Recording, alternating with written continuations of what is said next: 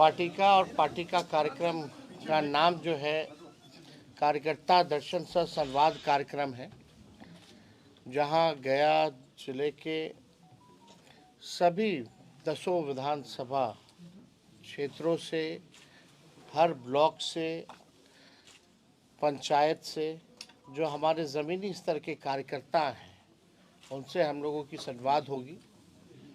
और संवाद का लक्ष्य यही है कि पार्टी के विचारधारा और संगठन को और कैसे ज़मीनी स्तर पर हम सब लोग जो है मिलकर के मजबूत करें और इसका विस्तार करें। पहली बार ऐसा कार्यक्रम है जहां नेतृत्व जो है सीधे अपने बूथ स्तर के, पंचायत स्तर के कार्यकर्ताओं से संवाद करेंगे। जो कमी बेसी होगी पार्टी उसको दुरुस्त करेगी। और अलग अलग विधानसभा क्षेत्र है, बड़ा जिला है गया, अलग अलग जगहों की अलग अलग समस्याएं होती हैं, लोकल इश्यूज़ होता है, उससे भी हमारे स्थानीय जो कार्यकर्ता हैं उन समस्याओं से भी जो है अवगत कराने का काम करते हैं। तो इस क्रम में हम लोग जो है गया आए हुए हैं और मुझे विश्वास है कि पार्टी जो है और संगठन के रूप में और जो है मजबूत भी होगी और इसका विस्तार भी बूथ लेवल तक जो है होगा, वार्डों तक जो है इसका हम लोग विस्तार करने का काम करेंगे। नीति आयोग का रिपोर्ट है, उसमें नीति आयोग की रिपोर्ट में देखिएगा बिहार जो है बेरोजगारी में, गरीबी में, पलायन में अव्वल राज्यों में है।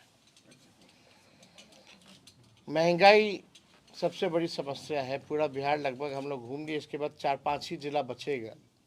महिलाओं से भी हम लोगों का संवाद चल रहा है और महिलाओं का यही कहना है कि महंगाई की मार जो है वो लोग झेल रही हैं, हर चीज़ महंगा हो गया है, लोग जो है परेशान हैं, छात्र नौजवान परेशान है पेपर लीक से, नौकरी नहीं है, बेरोजगारी चरम पर है।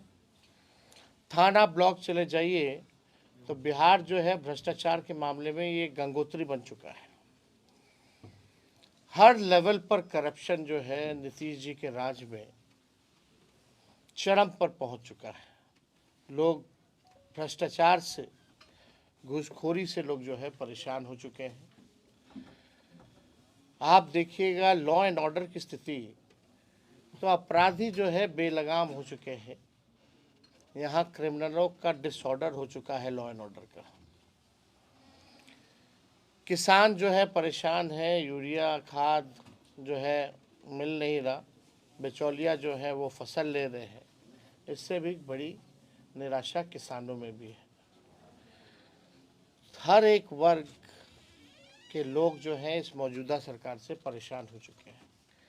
जनता ने 20 साल मौका दिया, 20 साल कोई मामूली समय नहीं होता, और 11 साल केंद्र में। यहाँ बिहार के भी मंत्री हैं केंद्र में, आप देखिएगा लगातार डबल इंजन की सरकार चल रही है, 2-2 उप मुख्यमंत्री हैं, फिर भी इस सरकार में कोई काम नहीं हो रहा। हम लोगों का जब 17 महीने जो कार्यकाल था,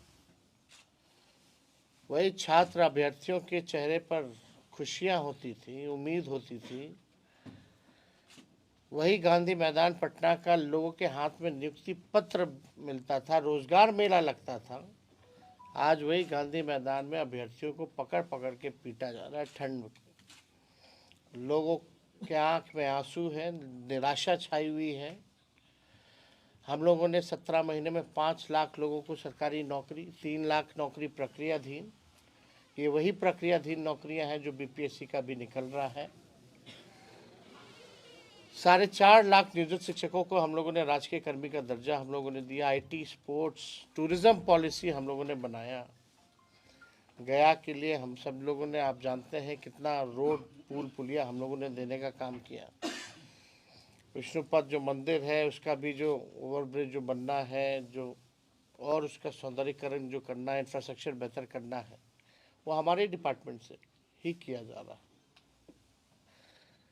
कई बार हम लोगों का गया भी आना हुआ, टूरिज्म के क्षेत्र को लेकर के जो भी हम लोगों ने किया, जो फंड हम लोगों ने अलॉट किए गया में, उसमें भी हम लोगों ने विशेष तौर पे यहाँ का ध्यान रखा। आप लोग देखिएगा, जितने जीविका आंगनबाड़ी हो, तालमी मरकज़ हो, विकास मित्र हो, टोला सेवक हो, शिक्षा मित्र हो, ममता आशा, इनके आय को भी हम लोगों ने दुगुना किया उस 17 महीने की सरकार में। 50,000 करोड़ का निवेशकों को बुला करके हम लोगों ने MOU साइन कराया उस 17 महीनों में। पहली बार देश में जाति आधारित गणना हुई उस 17 महीने में, और पहली बार देश में सबसे ज़्यादा 75% आरक्षण की सीमा हम लोगों ने बढ़ाने का काम किया। 65 + 10% EWS का एज इट इज़ हम लोगों ने रखा। तो जो काम उस 17 महीने में हुआ, आज 1 साल से ज़्यादा हो गया इस NDA सरकार को। 2 बीजेपी के उप मुख्यमंत्री हैं, यहाँ के केंद्र मंत्री हैं। एक उपलब्धि अगर कोई बता दे उन लोगों की तो बात हो, लेकिन मौजूदा सरकार में कोई उपलब्धि नहीं। कई जगह यूनिवर्सिटी में जितने प्रोफेसर्स वगैरह हैं, उनको सैलरी समय पे नहीं मिल रहा। 4-4 महीना हो गया, 5-5 महीना हो गया। मुख्यमंत्री यात्रा पे निकलते हैं तो 3 बार तो नाम बदला जाता है यात्रा का, लेकिन ताज्जुब की बात है कि अपनी जनता मालिक से संवाद करने के लिए 2 अरब 25 करोड़ 78 लाख रुपए खर्च करना पड़ रहा है। बिहार गरीब राज्य है। हम लोगों की शुरू से मांग रही थी कि भाई बिहार को विशेष राज्य का दर्जा दीजिए, विशेष पैकेज दीजिए। वही बात नीतीश जी कहते थे कि बिहार को मिलना चाहिए, नहीं तो हम पद यात्रा निकालेंगे। आज तो खुद वो सरकार में बैठे केंद्र में, तो देगा कौन? आज विशेष राज्य के दर्जे के बारे में क्यों नहीं चर्चा होती है? और ये जो यात्रा पे आप कहते हैं गरीब राज्य है, 2 अरब 25 करोड़ 78 लाख रुपए आप खर्च कर रहे हैं, और वो भी ग्रामीणों से नहीं मिलते, ना जनता से मिलते, ना संवाद करते। वही पटना में जो चंद अधिकारी हैं रिटायर्ड वगैरह, उन्हीं को लेकर के घूमते हैं। तो ये पैसा जो है अधिकारियों की लूट की छूट की यात्रा है, ये प्रगति। और आप कह सकते हैं कि जितना ब्लॉक थाना में भ्रष्टाचार हो रहा, ही इज़ द बेनिफिशियरी। वही बेनिफिशियरी है जो ट्रांसफ़र पोस्टिंग का जो खेला बिहार में हो रहा है, उनके बेनिफिशियरी वही है। मुख्यमंत्री केवल अब उनका चेहरा आगे करके कुछ लोग जो है सरकार जो है रन कर रहे हैं। तो हम लोग सब लोग यहाँ गया आए हैं, इसके बाद भी हम लोग आते रहेंगे, अलग अलग कार्यक्रम होता रहेगा। तो आप लोगों का कोई सवाल होगा तो।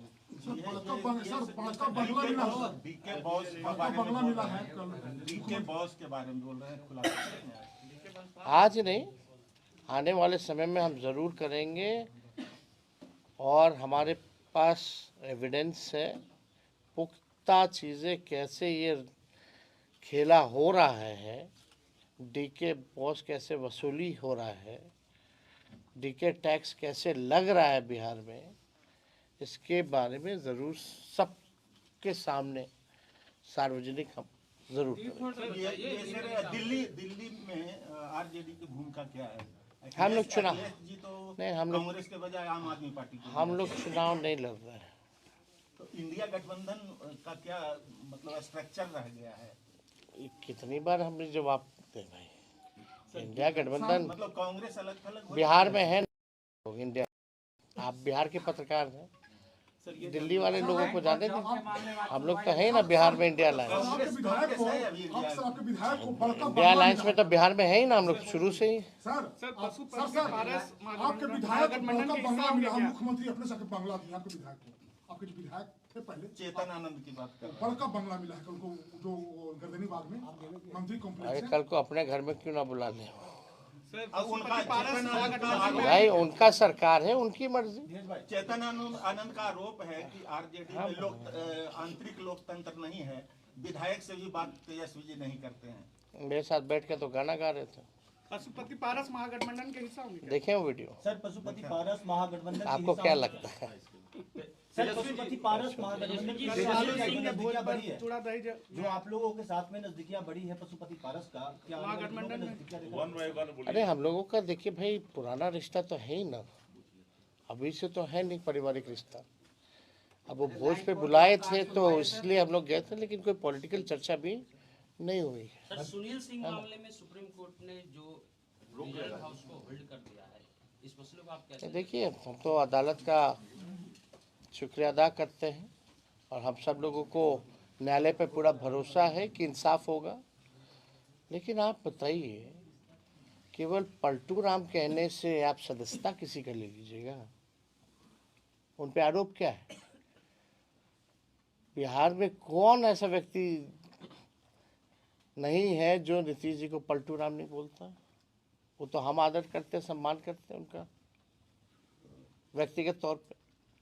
लेकिन आप अगर पलटू राम कहने पे सदस्यता ले लीजिएगा, ये तो तानाशाही है ना, ये तो अन्याय है। और इस तरह का काम अगर होगा तब तो कोई बचेगा ही नहीं। Jitan Ram Manjhi sir press conference किए थे पिछले सप्ताह, तो कहे थे कि कल्याण के पंचायती राज के प्रधान सचिव में देवेश चेहरा तो पूरा कमीशन तय सलाह करके पटना पहुंच रहा है। हम क्या बोल रहे हैं, गंगोत्री हो चुका है, गंगोत्री हो चुका है। बिहार भ्रष्टाचार के मामले में गंगोत्री हो चुका है। तो देखिए, चाहे जीतनराम मांझी जी हो या कोई हो, इस पे हम टिप्पणी नहीं करना चाहते कौन क्या कहना, लेकिन सच्चाई तो यही है। अब इससे ज़्यादा अब केंद्र मंत्री एनडीए के अगर ये बात कह रहे हैं तो अब देखिए क्या सवाल ये है कि पिछले 2020 के विधानसभा में 10 सीटें जो है यहाँ महागठबंधन लड़ी, 7 सीट आपने लड़ा, 3 सीट जो है वो कांग्रेस लड़ी, एक भी सीट मुसलमान को नहीं दिया गया। तो क्या इस बार के चुनाव में शेरघाटी हो या अन्य बेलागंज हो, यहाँ कुछ समीकरण बदलेंगे या सेम रहेगा? अभी आप समय आने दीजिए, पार्टी निर्णय करेगी इसमें। हम लोग सब लोगों का ख्याल रखेंगे। क्या मुसलमानों का सीट मिलेगा सर इस बार 10 में से? भाई सबको सबका अधिकार मिलेगा, सबको सम्मान मिलेगा। सर ये जानना चाहूँगा कि आपकी राजधानी में एक राजनीतिक पार्टी ने आश्रम खोला है, क्या कहना चाहेंगे? एक राजनीतिक पार्टी ने आश्रम खोला है। कैसा आश्रम? जन सुराज आश्रम। अब हम इस पे कोई टिप्पा टिप्पणी नहीं करना चाहते हैं। सब लोगों को चुनाव लड़ने का, पार्टी बनाने का, आश्रम खोलने का अधिकार है इस लोकतंत्र में। लेकिन ताजुब तब लगता है ना, पीछे गांधी जी का फोटो लगा रहता है, अब बात होती है कि शराबबंदी जो है वो ख़त्म कर देंगे। महात्मा गांधी का पीछे तस्वीर, अब बात करते हैं शराबबंदी ख़त्म करने की। ये तो बापू की विचारधारा नहीं है। खैर, इस पे ज़्यादा टिप्पा टिप्पणी हमको नहीं करना है। नीतीश जी का ऑफर रहेगा कि नहीं राजद में? कोई मतलब नहीं भाई, अब सीधे चुनाव होगा, जनता चुनेगी। मीसा भारती बार बार वो बोल रहे हैं कि वो परिवार के सदस्य है, वो संभव। अरे भाई, व्यक्तिगत रूप से अलग है, राजनीतिक रूप से कोई मतलब नहीं है ना। लैंड फॉर जॉब के मामले में आज सुनवाई है सर, हर महीने होता है। ठीक है सर।